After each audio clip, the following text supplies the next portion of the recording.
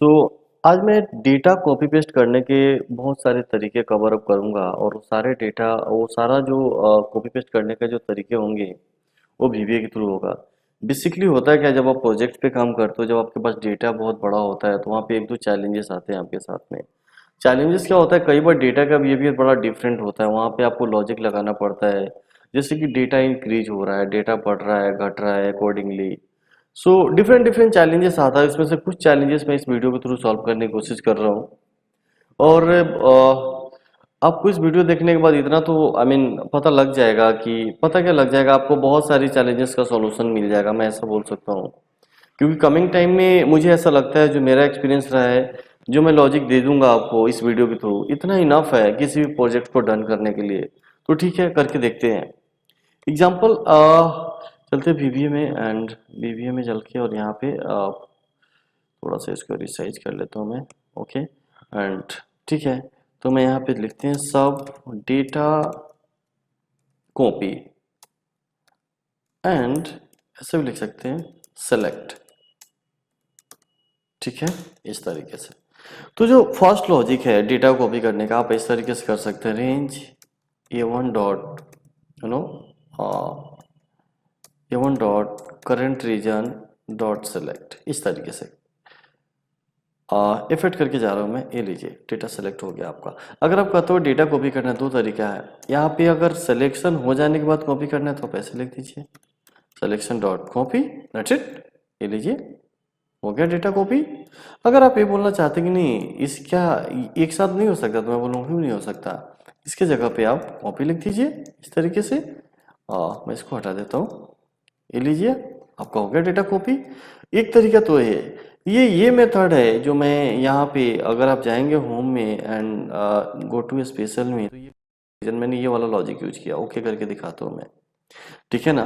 तो जब भी आपके पास में कुछ इस तरीके का टेबल हो और टेबल्स को सिलेक्शन करना हो या कॉपी करना हो, तो मुझे लगता है ये वाला कोड आपको बहुत हेल्प करेगा। ओके, क्वेश्चन नंबर 2, इसका ड्रॉबैक क्या है गई। इसका ड्रॉबैक ये है कि कल को अगर मैं यहाँ पे कॉलम इंसर्ट कर देता हूँ, थोड़ा सा इसको छोटा कर लेते हैं, इंसर्ट कर देता हूँ, अगर अब इस कोड को कमेंट हटा देते हैं, चलाओगे इस तरीके से, ये लीजिए, ये इसका ड्रॉबैक है, ये डेटा हट गया।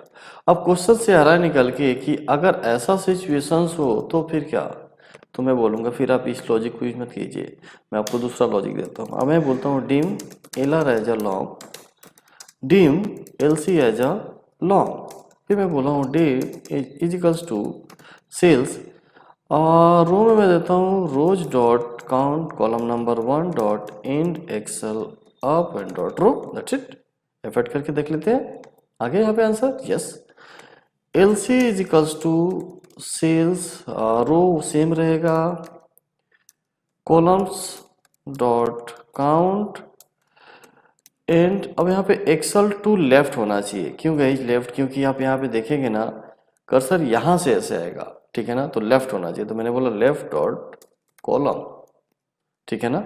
चला के देख लीजिए, क्या दोनों पे दोनों आ गए, स्टोर हो गए, 16 एंड 8, वेरी नाइस। तो ये आपका 8 है, ऐसा ही बोल रहे हैं, ठीक है ना। यहाँ पे सिलेक्शन यस 7 बोल रहा है और एक ब्लैंक कंसीडर करेंगे तो 8 हो जाएगा आपका। तो ये क्या किया आपने, इसका पोजीशन पता कर लिया, ठीक है ना।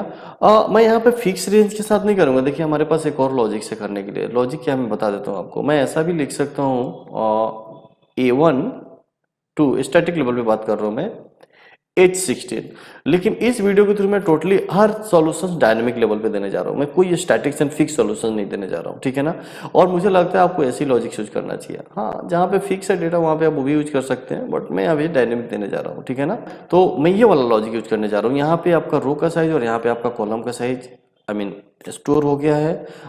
तो आप यहाँ पे जाइए, अब लिखिए रेंज, और रेंज के अंदर मैंने बोला सेल्स, मैंने बोला सेल्स A1 से स्टार्ट हो end comma cells L R comma L C dot select, ठीक है ना। यस, चला के देख लेते हैं, ये लीजिए, अब सेलेक्टेड था इसलिए आपको पता नहीं चला। मैं कर्सर कहीं और, कर्सर क्या मैं यहाँ रख देता हूँ कर्सर, और चला के दिखाता हूँ आपको, यस। और कल को यहाँ पे डेटा ऐड भी होता है ना, इंक्रीज भी होता है, जैसे मैं यहाँ पे इंक्रीज करा देता हूँ डेटा, और एक कॉलम भी यहाँ पे बढ़ा देता हूँ, फॉर एग्जांपल मैं ये बढ़ा दिया, ठीक है ना। अब चला के देखते हैं क्या ये हो जाएगा, तो मैं बोलूँगा यस हो जाएगा। तो अकॉर्डिंगली इसका साइज इंक्रीज हो गया, एंड देन वही साइज यहाँ पे मिला और फिर रेंज ने उसको अरेंज कर लिया, सेलेक्ट कर लिया। अगर आपको कॉपी करना है तो मैं फिर से बोलूँगा, यहाँ पे दो तरीके, इधर आप यहाँ पे इसके नीचे सिलेक्शन डॉट कॉपी लिख दीजिए, यहीं पे सिलेक्ट हटा के कॉपी लिख दीजिए, तो डेटा आपका कॉपी हो जाएगा। अच्छा, ये चीज़ तो क्लियर हो गई। इसका ड्रॉबैक क्या है? ड्रॉबैक ये है कि आप ध्यान से देखिए, आप यहाँ पे अगर आप मैं इस दोनों वेरिएबल्स को बताऊँ यहाँ पे, तो आप क्या कर रहे हैं, कॉलम नंबर रो नंबर 1 का कॉलम निकाल रहे हैं। अब मैं यहाँ पे अगर एक का हेडिंग हटा दूँ इस तरीके से, ठीक है, अब चला के देखो तो क्या हो रहा है यहाँ पे, देखिए जरा, ये लीजिए, आपका साइज तो इसी के बेस पे उठा रहे हैं तो साइज तो खत्म हो गया। और कल को मैं यहाँ से भी दो अगर स्टेट्स ब्लैंक कर देता हूँ, डिलीट, ऐसे होते हैं अक्सर डेटा के अंदर, ठीक है ना, ये लीजिए। तो गाइस इसका भी मैं ऐसा बोल सकता हूँ कि एक ड्रॉबैक है इस कोड का, तो बस आपको देखना है अकॉर्डिंगली। अगर आपके डेटा में इस तरीके की चैलेंजेस है तो ये यूज मत कीजिए, अगर डेटा में ऐसे चैलेंजेस नहीं है तो फिर आप इसको यूज कीजिए, ठीक है ना। अब क्वेश्चन आ रहा है, अगर आपके डेटा में इस तरीके की चैलेंजेस है तो मैं यहाँ पे कमेंट कर देता हूँ और फिर मैं आपको अब दूसरा कोड देता हूँ। दूसरा कोड के लिए मैं बोलता हूँ dim str as a string.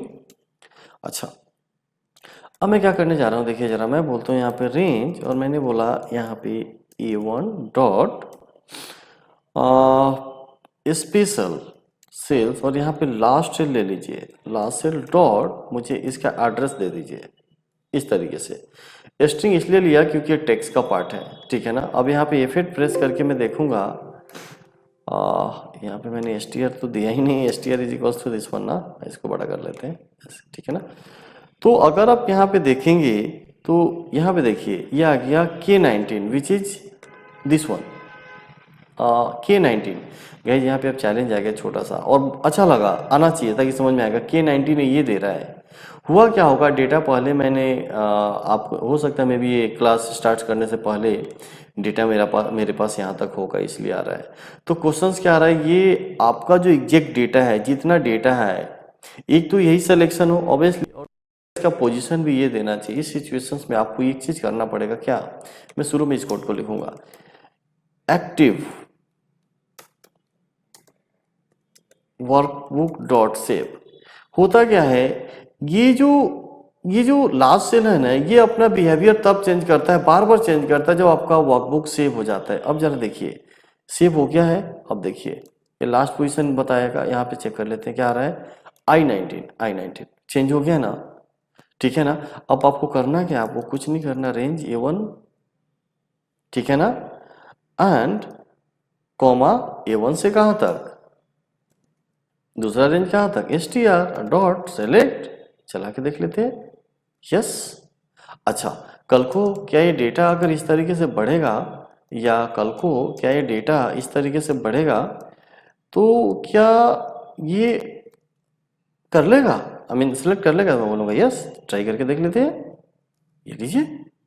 अच्छा, अब कल को डेटा अगर इस तरीके से घटेगा, और यहाँ पे मैं बोल देता हूँ, यहाँ से डिलीट कर देते हैं, तो क्या ये ले लेगा, मैं बोलूँगा यस, क्योंकि ये रिसाइज हो जा रहा है। आई मीन यहाँ ये अपना बिहेवियर चेंज कब कर रहा है, जब ये डेटा सेव हो जा रहा है। तो आपने क्या किया, ऊपर में ही सेव करा दे रहे हैं, तो ये कोड एग्जीक्यूट होने से पहले ही आपका वर्कबुक सेव हो जा रहा है, खुलवाने के बाद में अकॉर्डिंगली ये चल रहा है। तो जब डेटा आपका घटेगा बढ़ेगा, अकॉर्डिंगली कोड परफॉर्म करेगा। तो मेरे हिसाब से लगता है बहुत यूजफुल कोड हो रहा है ये आपके लिए।